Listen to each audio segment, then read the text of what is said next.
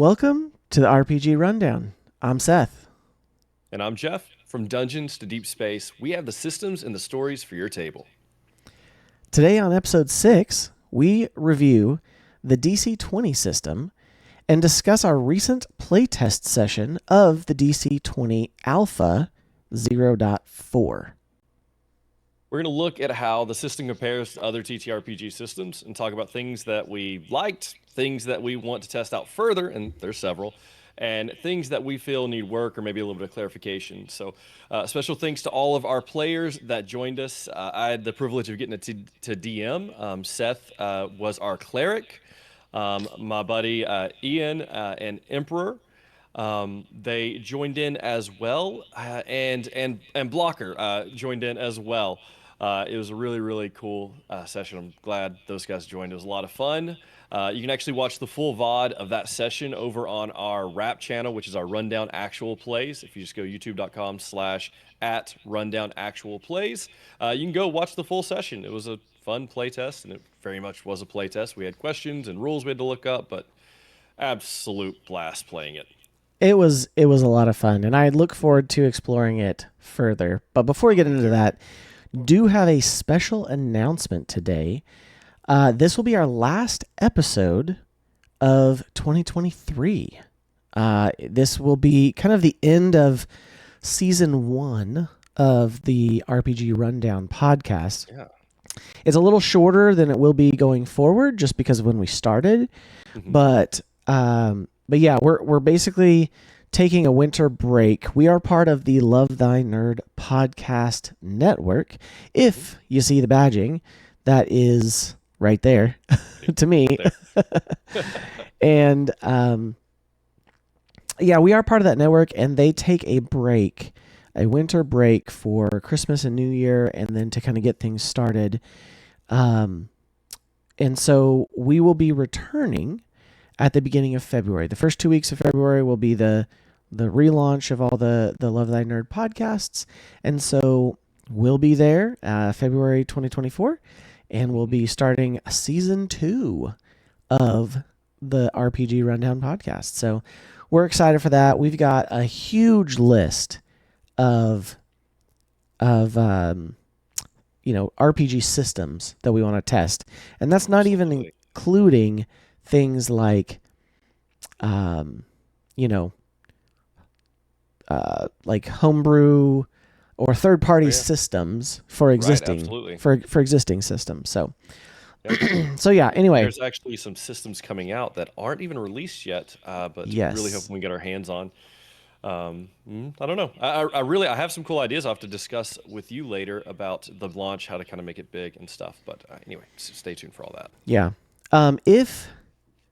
If somehow we have some sort of Christmas themed something or other, I know that was a possibility. We'll make sure to announce it on all of our socials. So we'll say this again at the end, but give us a follow on our social media. We are on X, also Twitter, at it is the RPG Rundown. We're on Instagram at just RPG Rundown. TikTok at the RPG Rundown. And then again, our YouTube Actual Play channel, our Rap channel, at Rundown Actual Plays. So look in all of those places, all the places, and follow along, and we will let you know if there's anything, we do. But we are going to be taking a break. Family is important in this time of year, and just end of the year and beginning of the next year is busy. So, but with that, I think that it's time to move on to the main discussion of tonight's episode. This is a review episode for DC20 Alpha 0.4. So first, let's start off by talking about some of the rules, and kind of specifically talking about the rules that make it, a little bit different than what we're used to if you maybe come from a 5e background like we do. So Yeah, let's. I'm going to start. Ask you, Seth. What's some of the rules that stuck out to you that maybe you liked or disliked? what are some kind of big ones that you would like to hit on? Yeah. Man, that's a tough question. As far as well, let's just start with the document, shall we? As far as the document goes, I feel like it was very well put together for an alpha. Oh, absolutely, yeah. I feel like we had, I have gotten and looked at like the playtest material for like Wizards of the Coast and other TTRPG systems, and they are a lot of times just a black and white formatted document. This alpha document that we have is, besides the content that it's missing, it looks very much formatted like what the final document is going to be. Yeah. No, it was full color. Very good. Yeah. Yeah, full titles and headings and sidebars and special note boxes and everything. I mean, even in the PDF, about half of the table of contents was clickable and kind of take you where you want to go and stuff. Like, Yeah, I mean, absolutely. There's like fully published modules and stuff that don't have that. So very true. yeah, but yeah, so it's something that was very well put together. As far as a favorite rule or system or element, man, it's really tough. But I can start with one that I immediately thought of. Yeah, And give me an example. And I'll give you a second to think too. One thing that I really like, and I wasn't sure how I was going to feel about it, but it's something I think that will both make combat dynamic and it will speed up combat, is the lack of hit dice. And so in DC20, you don't roll a hit dice. Every weapon has a base damage set to it. Like, say you're hitting with a flail, which I know Seth's character had. You're hitting with a flail. It has a base damage of 2. Okay. Yeah, absolutely. So or because it's versatile. Yeah, it's versatile, so there is still. Yeah, sorry. Yeah, you're good. But you roll a d20, and so say with your flail, you're attacking the enemy's physical defense. If the enemy's physical defense is, say, 12, if you hit 12, okay, you hit them and you do 2 points of damage. However, if you go 5 points higher, so say you roll a 17, now you don't do 2 points, but you actually do a heavy hit and you do 3 points of damage. If you go 10 more, so it goes in increments of 5, every increment of 5 you get above their defense, it does an additional point of damage. All the way up to, if you crit, it does 2 extra points of damage, which would be like a brutal hit is what's called if you go 10 above their defense. And then you get that 2 above, and then you get an additional 2. So you do 4 extra points of damage on a crit. Now, for us, combat, of course, because we were playing it and learning it for the first time, was a bit slower because we had to look up a lot of rules and stuff. But I could absolutely see that factor alone making combat so dynamic and a lot faster. Because you get really excited when you roll a high d20. Right, because it's not just dependent upon a natural 20, right? Right. It's not just dependent upon natural 20. If the DC, which again, this is jumping ahead a little bit to some of the systems, but because there's not an armor class per se, there's a mental defense and a physical defense, and we'll get into that later.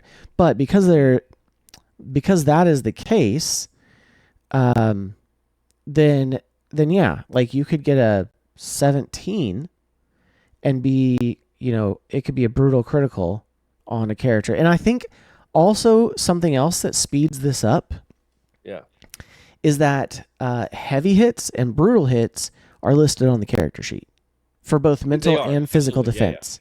So and your DM would know if they have the character sheet too, very quickly and easily what is a brutal hit and what is a heavy hit and what's a brutal hit. So yeah, I do love the set damage for things as well. I think that is fantastic. I thought that was really, and I really thought it brought more excitement to your D20 roll. It traditionally with the D20, does. And another thing that I'll say, and it's really tough because I feel like this is something I want. This is going to also be included in one of the systems I want to try more. But the 4-point action economy in combat. Oh, it was amazing. Yeah. It for us, because we were playtesting it, I think that it was a little slower. But honestly, it's also because we just didn't know all of the things we could do with those action points. Mm-hmm. Once you have a basic understanding of all of those things, I mean, because like in 5e, for anyone listening or watching the VOD, Heels and I played a lot of 5e. That's how Heels got started in TTRPGs, and I've been running a 5e campaign for over 3 years. But that's awesome. In 5, I know, right? I just thought about that. That is cool, yeah. But in 5e, we're very familiar with, what are the actions you can take? What constitutes an action or a bonus action or a reaction, right? We know all the things you can do. We know that a reaction is most likely always going to be one thing. And so the thing about with this is just getting to know, what costs 1 point, what costs 2 points, what costs 3 points, or what can you stack or what happens. So it was a little slow for us in the learning, but once you have that, once you understand the basics of what all those points are, I think that will add, like intended, will add so much more dynamic situations to combat. Oh yeah. But pair that with the fact that you're not having to roll dice for half of an attack. So basically, like in 5e, you have to roll to see if you hit, and you have to roll to see how much damage you do. And so there's big swings, and you could get a natural 20, and you could roll a 1 on the damage, and that really stinks. Yeah. Coach kind of talked about that. Something he wanted to kind of negate is the big rolls that end up being killed. Knowing the point system better, and then only having to roll once for an attack is going to probably speed up combat, or at least keep it the same, but it'll be better. Yeah. So even if it's the same amount of time as 5e, which I think it'll still have a net, like the net amount of time will be less eventually. Mm-hmm.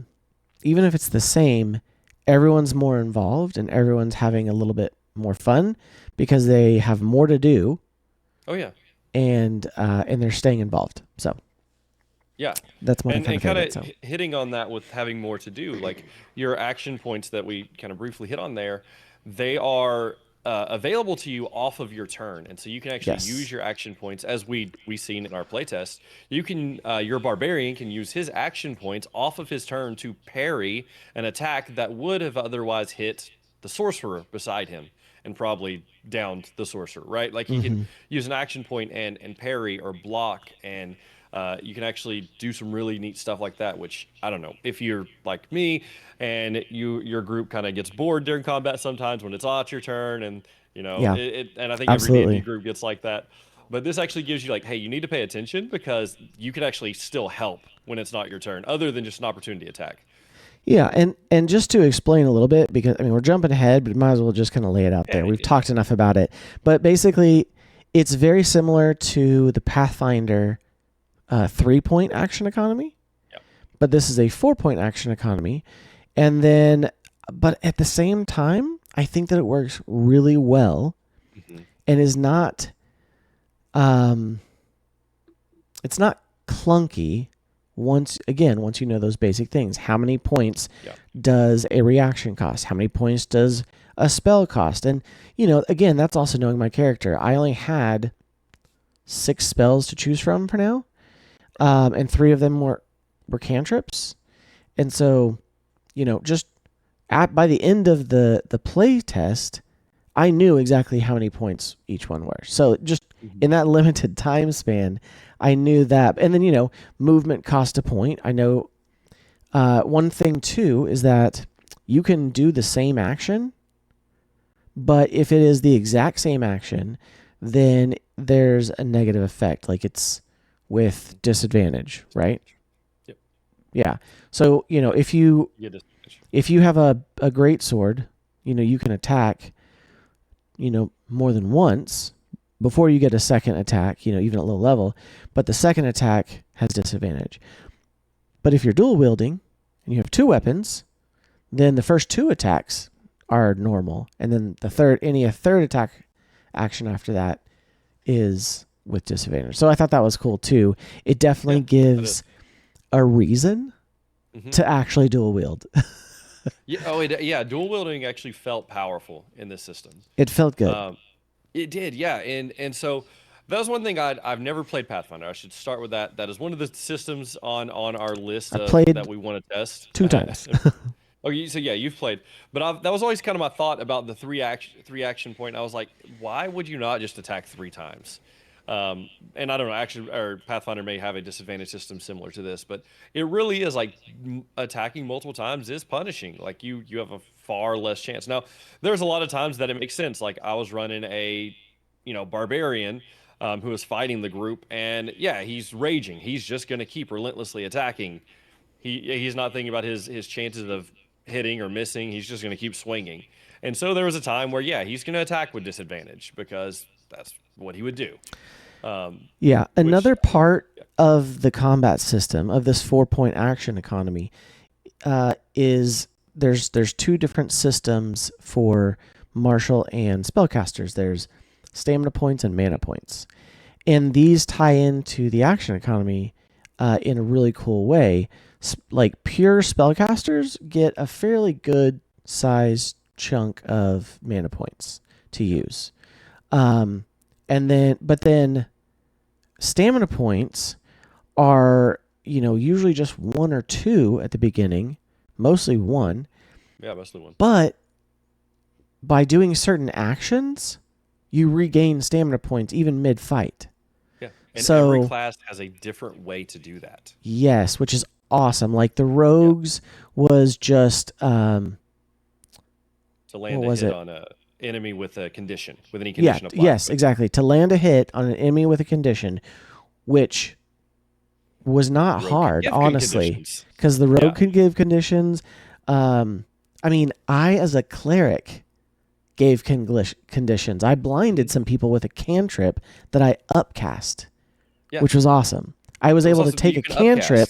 That's huge. Yes, so a cantrip, which cantrips don't require mana points, only main spells, but all spells and cantrips usually have something where you can upcast it, make it more powerful, and you can spend a mana point to do something. And so I just cast light on an object, and because I upcast it in a group, I did it in a group of enemies, and I blinded 2 out of 3 enemies, and then it left them exposed and blinded.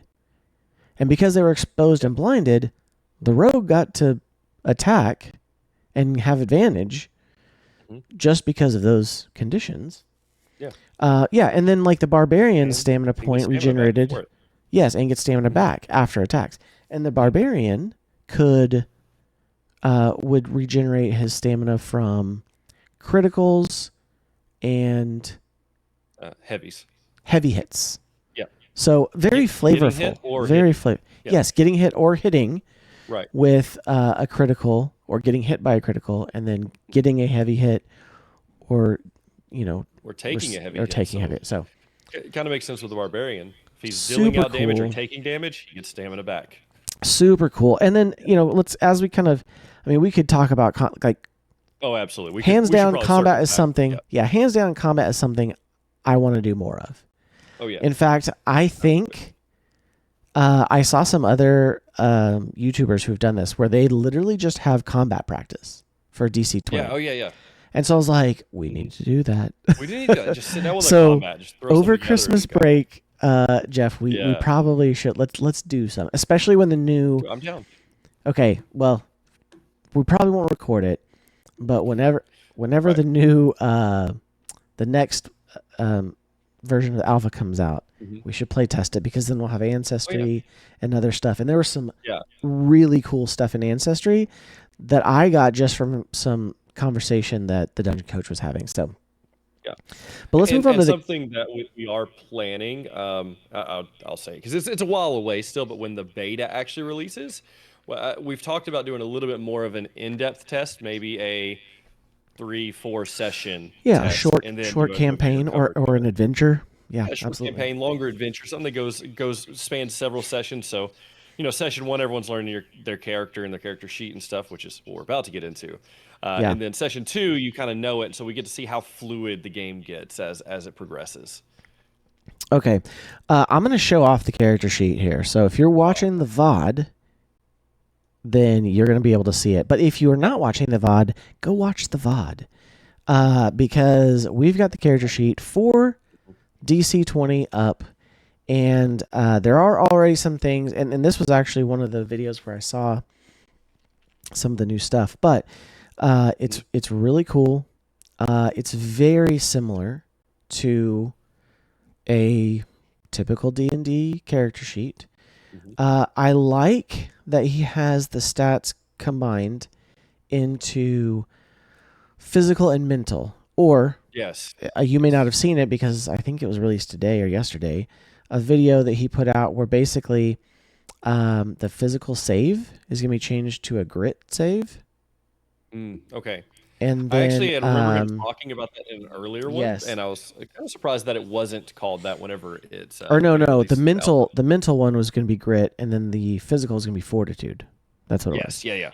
So in one of the early ones, and for months now, I've been kind of watching his videos and following this along with the system. He originally had called it fortitude and grit. Yeah. And yeah, so but when he released this alpha that we test played, it was just a physical save and a mental save. But that's neat that he is So moving this, forward with that name. so if you're looking at the VOD, this is actually my character sheet from our one shot. It has all the relevant information that you would expect at the top. The only thing I would say with that is that I do like the clarity with the black box, but they could probably make it a little smaller. The information just at the top with there. Yeah, and maybe make room for some other things down below. Maybe just like a third smaller. Right. I think they could do that. But again, Not only if we're like nitpicking, so I will. My only complaint, because I was trying to fill this out for a player who, like Ian, joined last minute. He was on his way home, and I was building him a character so that he could play and just fill a spot. I was trying to add in his stuff in the features, like his barbarian rage and all that stuff. And there's just was not a ton of room to add in at least detailed information there. And that's why I think that now I do know that he's planning on having a second page for spells and features and stuff like that. So, I mean, the actual Wizards D&D one is like 2 or 3 pages. So right. I do love the idea of a single page, because in Dragonbane it was a single page character sheet, and I like just for simplicity's sake. That is nice. But yeah, here, if you're wanting to at least add the extra stuff so you don't have to keep referencing the book or the PDF, definitely need more room to add features and spells and things like that. Yeah. So yeah, I think that's fantastic. I think too, there is a lot of utility in the character sheet for keeping track of things during a session. So like there's a place for your maximum mana points, hit points, and stamina points, and then a place for how many you are at currently. And then there's even a place for temp hit points for hit points. There is some places to check off your action points during combat. I know I didn't use it during our place test, but they're there. Right. There's also the levels of exhaustion. Again, that levels of exhaustion I think could probably be a little smaller. It likely isn't going to be used that frequently. I mean, maybe not. We obviously had somebody drop twice. We did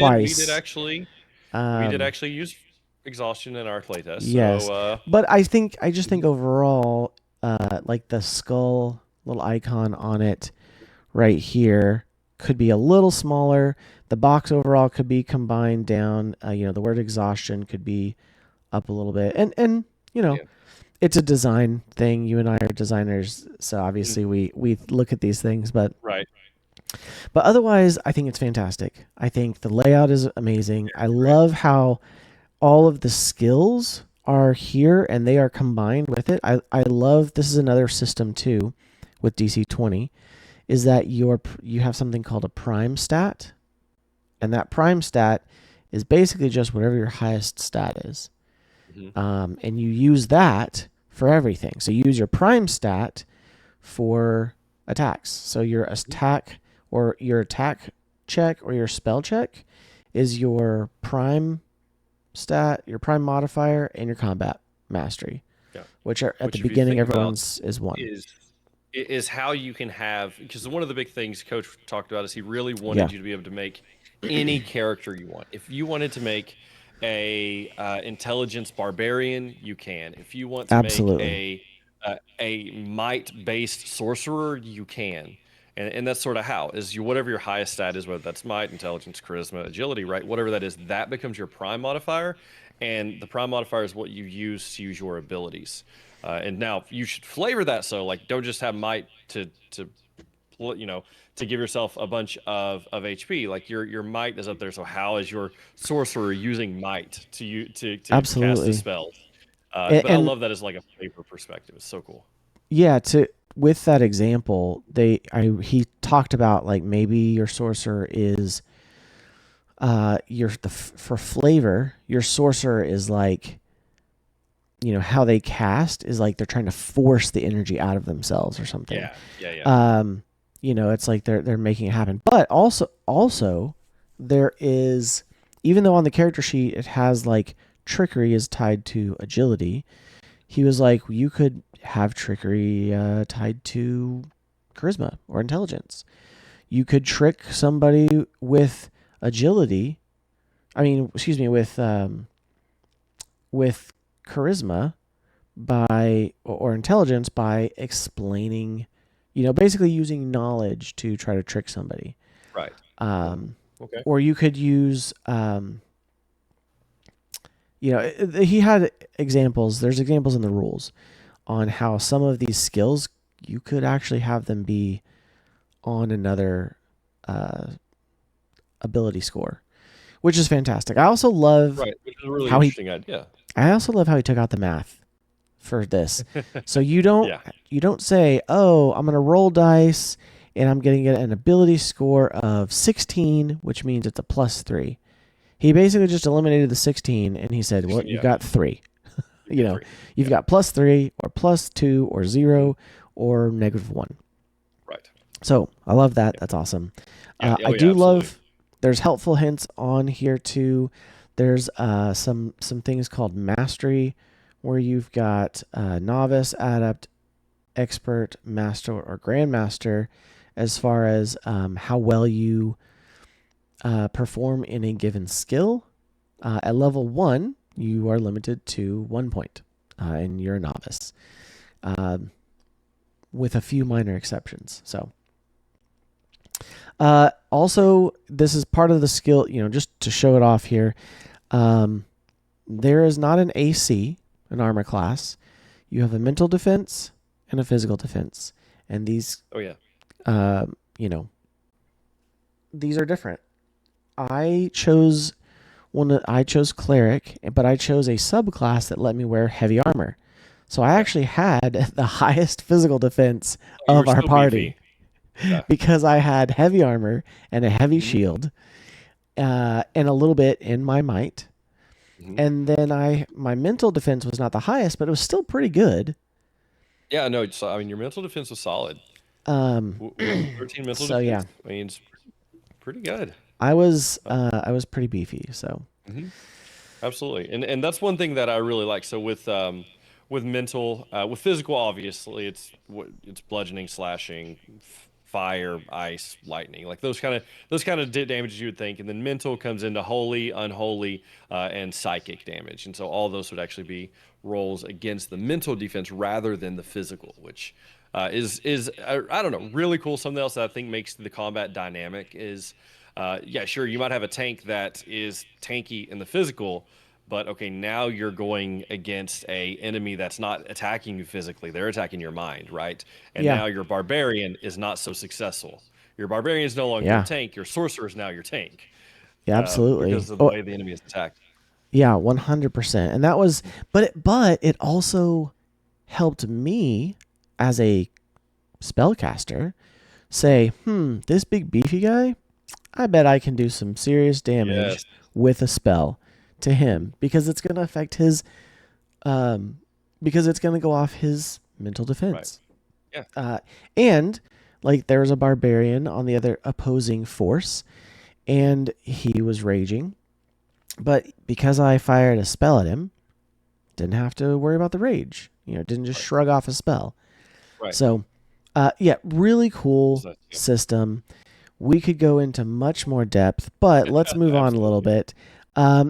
Just real quickly, coming this far, how easy was it or difficult as you moved from, say 5th edition to this? How easy was it to understand? Yeah, so if you come from a 5e background, I think for the most part, it's relatively easy to understand. You come in, okay, you know what advantages, you know what disadvantages, you know how normal combat works, you know what a hit die is, and you know what a damage die is, and that's not there. So like the basics is kind of easy to understand, but there were things, if you watch the playtest, you'll see there's things we had to stop and go, I don't know how that mechanic works. And so we're like scrambling, trying to read through the rules. Like conditions were the main thing I think we really struggled with. Is like, okay, what's the rules for this condition? What's the rules for that condition? When does this end? And for so a level like, 1 fight, we had a lot more conditions than I was expecting. We had a lot more conditions than I'm used to. Yeah, it made it so much better. Conditions enough. So like as far as that, but even that, like once you read it, okay, it was easy to understand.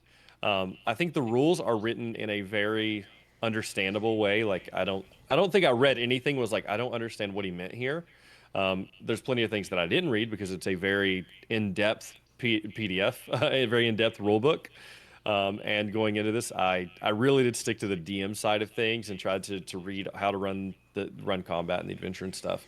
And so there were plenty of things we had to stop. But I mean, I don't know. Overall, I felt like it was quite easy to understand. But at the same time, we had some confusing things we had to honestly gain further understanding of. The two things that took the most time was the conditions, as you said, and then also looking up our spells or abilities because there's not enough room or there's not a spot for it on the single page character sheet here. Right. Absolutely. So I think once we have a full 2-page character sheet where we can put all of our spells and abilities, honestly, it would go a lot faster. Yeah. A lot and I'll be faster. Honest, I still don't know when invisibility is supposed to end. I don't know.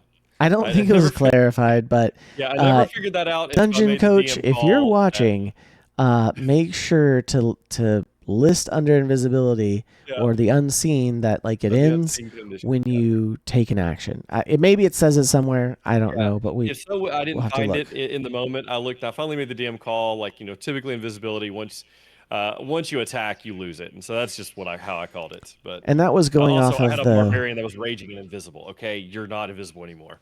Right, and that was going off of the one shot that's listed in. It was the one shot. Yeah. There's an invisibility potion given out because you guys killed the skill challenge. Which, by the way, skill challenges were so much fun. Loved that. Yeah, they really were.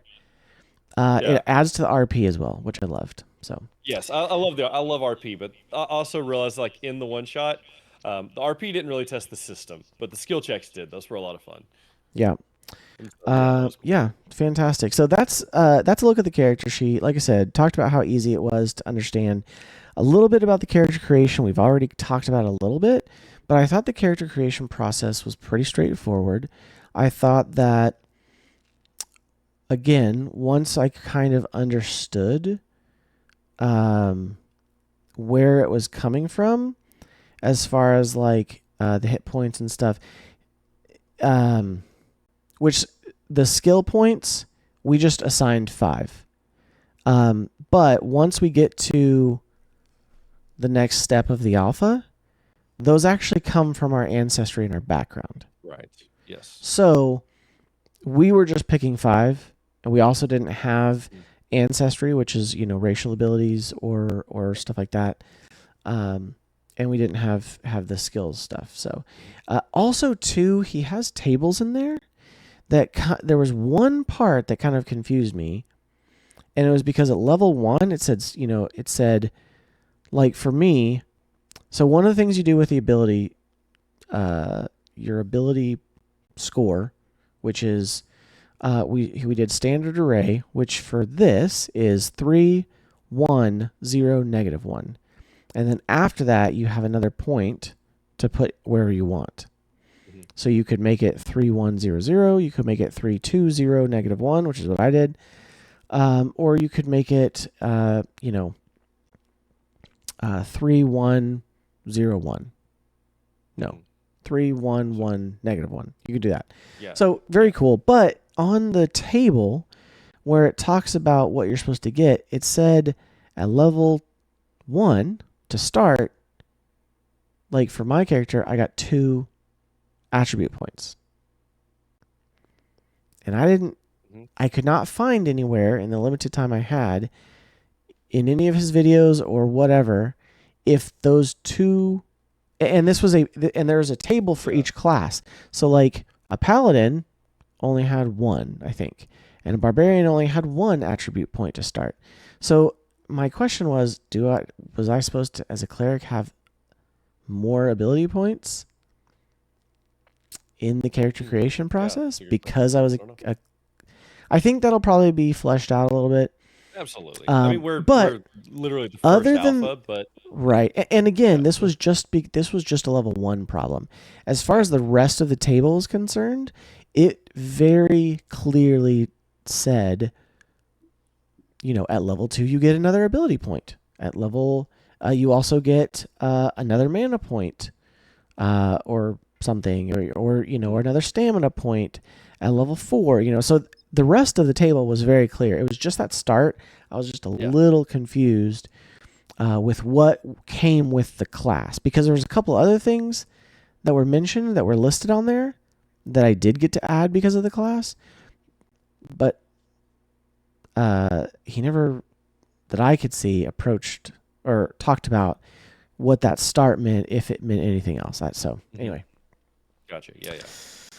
But the character creation process, very similar to everything else. I think we'll explore it more when we have more like ancestry and stuff. So, okay.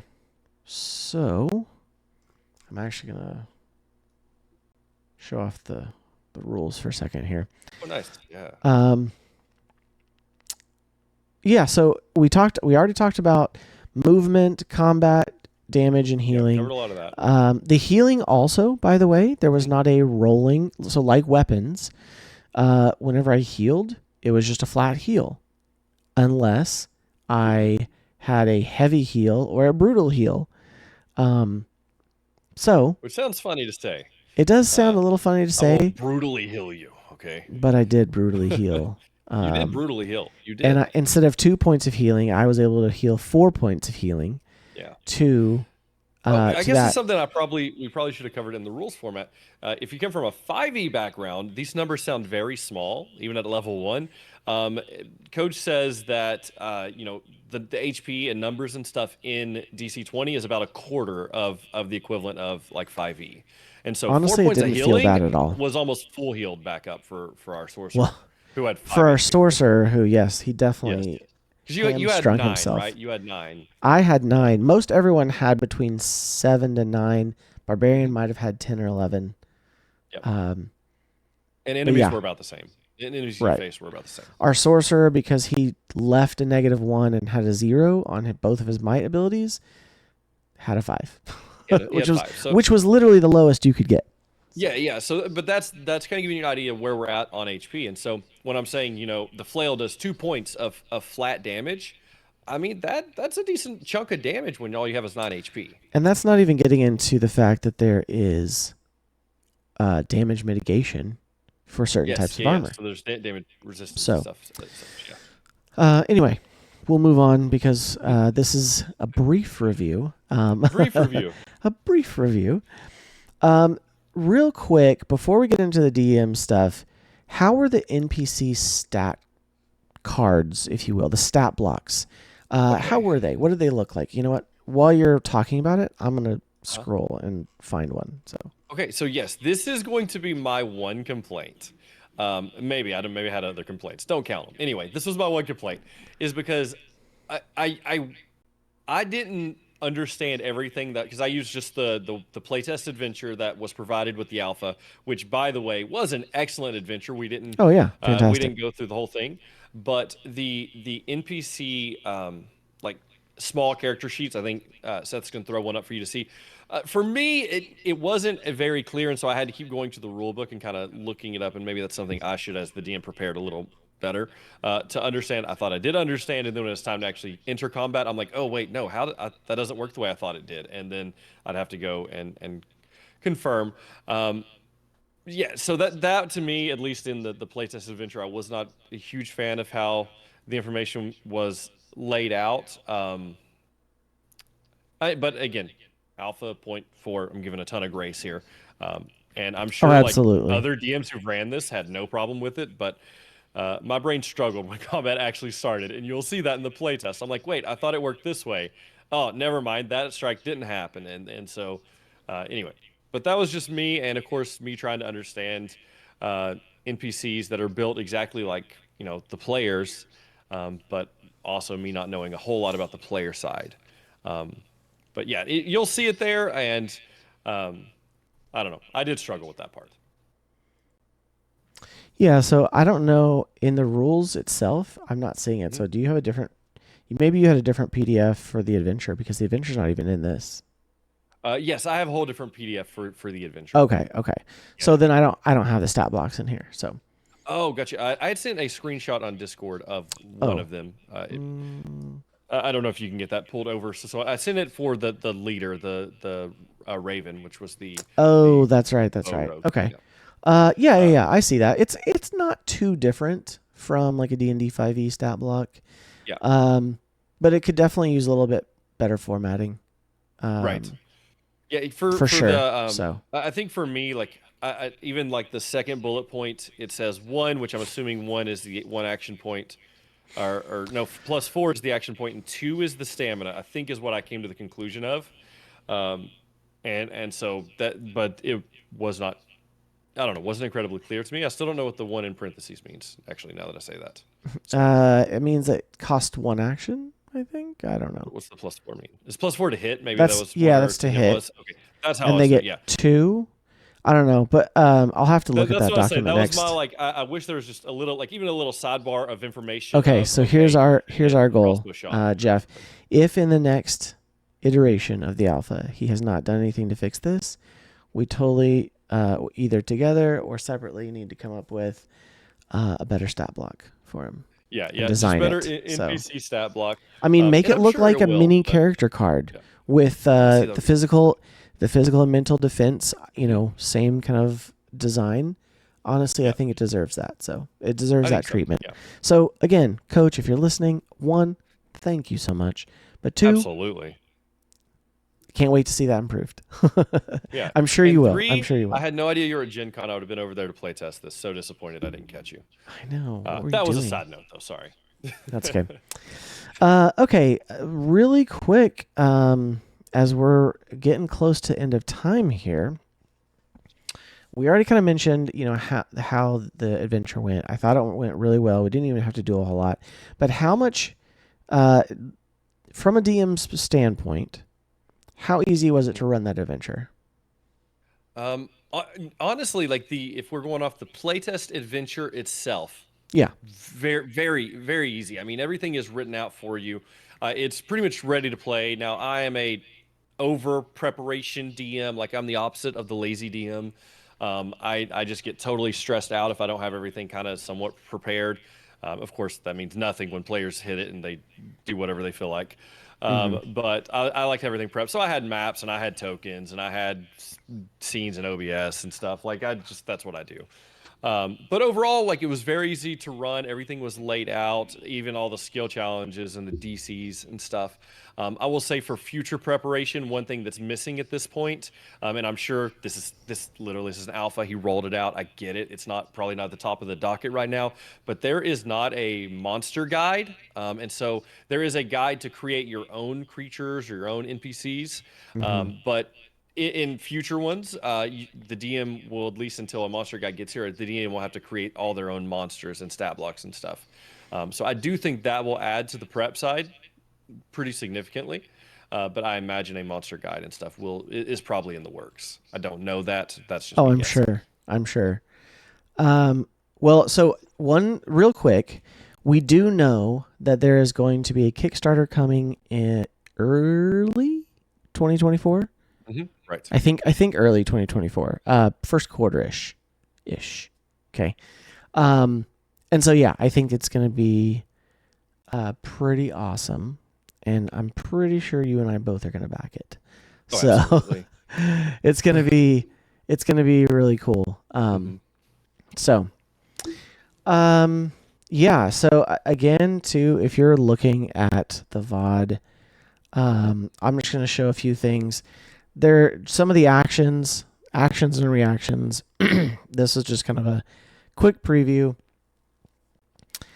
Talking about things that were 1 point, or one of the things that I thought was awesome.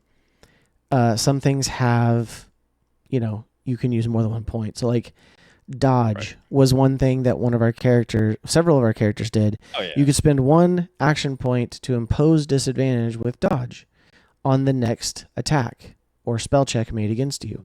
However, you could do full dodge and use 2 points, and every attack made against you for the entirety of, until you get back to your turn, to start of your next turn, then would have to suffer that disadvantage. There's so much strategy that could go into that. And so that's awesome. I love it. Yeah, absolutely. Same thing with spells. Because I did it, and because I know it's easy to find, first of all, a cleric class feature spell, restoration, which I didn't even get a chance to do, but yeah, it was really cool. And then healing again, 2 action. So this is what a lot of spells looked like, right? It would be 2 action points plus 1 mana point for a spell, right? And this is all the stuff that it could do. But I could spend an extra mana point to reduce the AP cost. So if I had other actions I wanted to do, I could spend, and I had a bunch of mana points, I could actually, almost like a sorcerer's quicken, where it becomes a bonus action instead of an action. That's pretty cool, yeah. Yeah. Or I could bolster it, it's where I could too, increase the amount. Mana points to do it, but still. Absolutely. I mean, you could burn a lot of mana points in a few turns, yeah. But your cantrips become a lot more important, but they're also not bad either. So, like this restore, okay, is an close wounds is basically a healing cantrip. Okay, it is a healing cantrip. Now I have to be right next to them and touch someone, and they can't have used their rest point for that day yet. But I basically get a one-time, not one time for me, it's a cantrip, but depending on how many arrest points they have, which is almost like rolling hit dice during a rest, I could help somebody heal instantaneously with just a cantrip. So even once I'm out of mana points, I could still heal a little bit, which is awesome. And then just, sacred, this is the cleric stuff, Sacred Bolt, which is, your basic priest spell attack, light, and then guidance, which was pretty self-explanatory. Right. But I could also I could spend a mana point, even though it's a cantrip, and make it for a duration of 1 minute. I could give him guidance for a whole minute, which would almost be full combat. but it becomes a concentration spell at that point. So that's the ability to upcast. I thought was really cool. amazing. And a lot of stuff, it completely changes what the spell, I mean, not completely changes, but it definitely adds what the spell, like light goes from, a flashlight to a blinding flashbang, essentially. Absolutely. Blinding light. Spend Just 1 MP to make a spell check contested by a fortitude save for all targets within 2 spaces of the light source. Failure, the target is blind for 1 round. Yeah. Awesome. That's and I was able to do that and blind 2 guys, and it made a world of difference in our fight. So, yeah, and then imagine, you're able to do that, but then also comboing it with what your rogue is doing. Yeah. Because now your rogue is regaining stamina by hitting enemies with a condition. Yeah. Man, so good, so good. Well, we don't have really any more time, but that is our first look and first playtest of the DC20 Alpha 0.4. First of all, Coach, if you watch this entire thing, thank you. Thank you. Not just for watching, but also thank you for this amazing system. We're super excited about it. We will be playing it again. And we look forward to seeing all the cool changes and tweaks that you do over the coming months. Absolutely. But yeah, definitely check out the VOD.